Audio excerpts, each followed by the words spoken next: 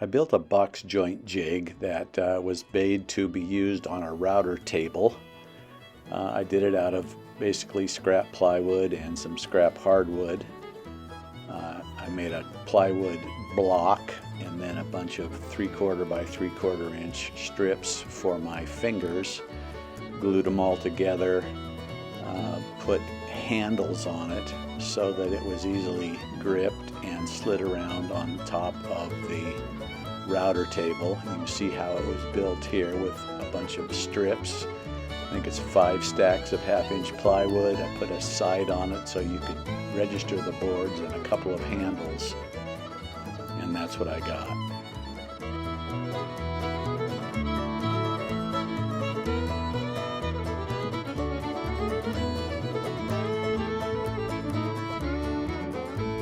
Here's the plywood block. I did a block on purpose because I wanted it to be heavy. I wanted it to be dense so there wasn't a lot of vibration, and I wanted it to be something I could register squarely to, gluing the fingers to it, and I'd have a nice 90-degree surface and something then to clamp my box sides to.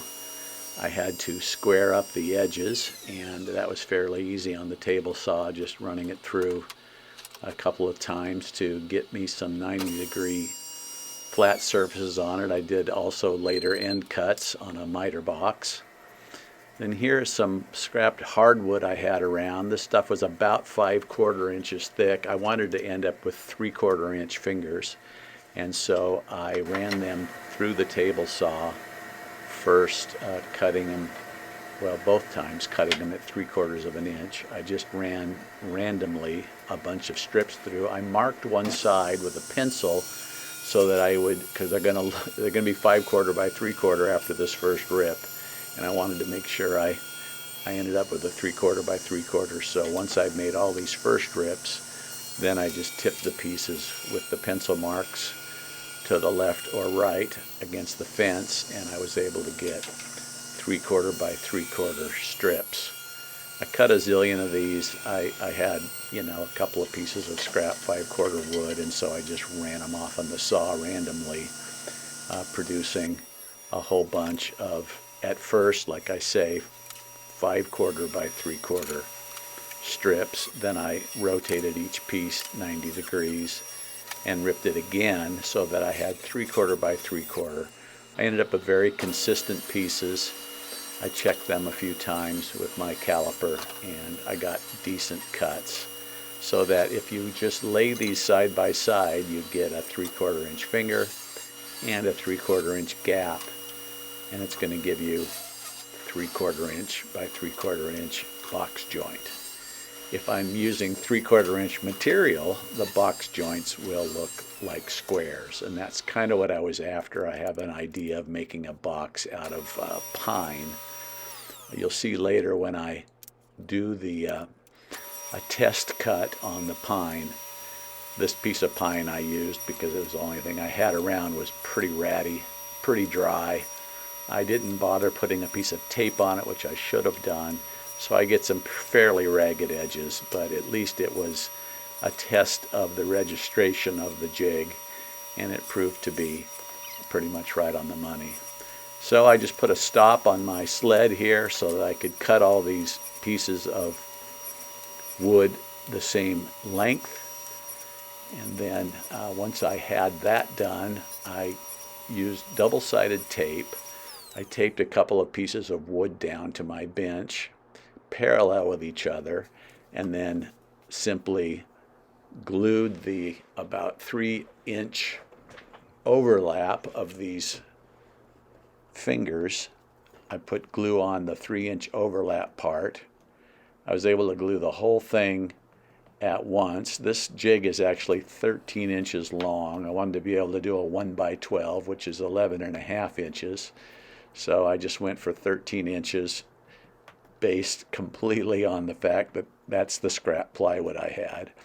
But it served me well, it being at 13 inches. So once I had some glue on all these surfaces, I just roll these over, pinch them down, holding them left, right against my 2 stops. They went together very well over a piece of wax paper so that it would deal with the squeeze out. kind of lined them all up, made sure they were tight, put a couple of clamps on these overnight to get them nice and solid.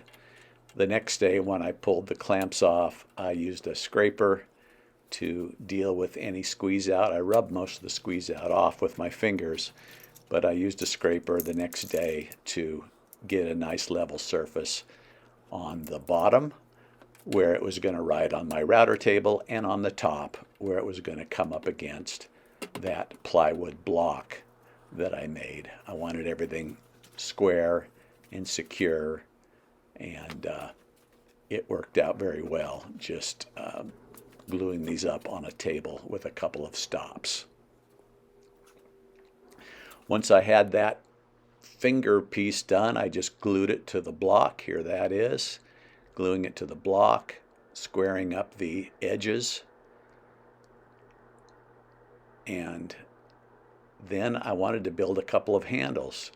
Used some more of my scrap wood, glued a couple pieces together, and very quickly turned out a couple of handles to put on the left and right of this jig in order to be able to grip it with two hands and guide it easily around on the router table, not having my hands too close to the action.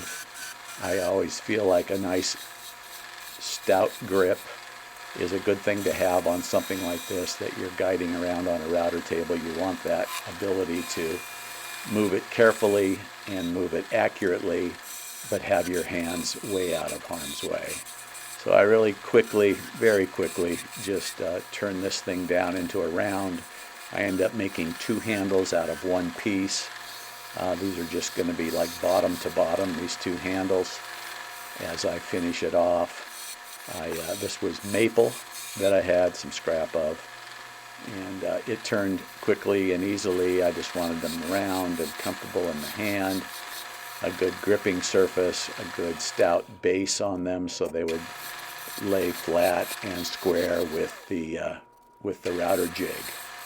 And so probably spent too much time on this video, but I'm simply just shaping these, getting them closer and closer to the final shape.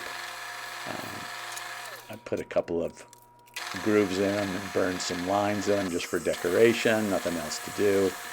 Got my sander out and my vacuum, did some quick sanding, got some paste wax out, put a little coat of paste wax on them just to, I don't know, just to make them a little less fuzzy in the hand. They're certainly not a beautiful finish, but they feel good in the hand, and I think they'll certainly last the lifetime of the jig. And so I'm just kind of polishing them up now with a little wax. I cut them off, screwed them to the sides of the jig. Here they are. This jig is meant to be used with a router bit that is bearing guided with the bearing on the bottom. Here's a couple examples that I have. Here's the jig in action. I've just put my camera down awfully close. It actually ends up shooting a bunch of scrap wood against the camera lens. Again, I should have put a piece of painter's tape across this to keep these boards from splintering. You'll see the final product. It's not beautiful because, again, this was just a test piece of old dry pine, but honestly, it worked pretty well. I ended up with an 11.5-inch long joint where these two boards met each other. And so, again, just guiding it through the router one finger at a time. This jig is deep enough that you could put two pieces of wood on each side of the block, and if you register the wood correctly, you could do 4 of the 8 cuts that you needed to do to make a box. So that was my idea behind doing this router jig two-sided. See that this wood was pretty dry. Again, I should have put a piece of painter's tape across this to save some of the splintering, but again, this was just a test cut, and once I'd done it, it worked pretty well. You'll see the finished product here in a minute for just a rough test cut. This is the jig. It works pretty well. I made it out of complete scrap. Hope you've enjoyed this video. If you have, I'd ask you to please subscribe and thanks a lot for watching. Here's the final test cut.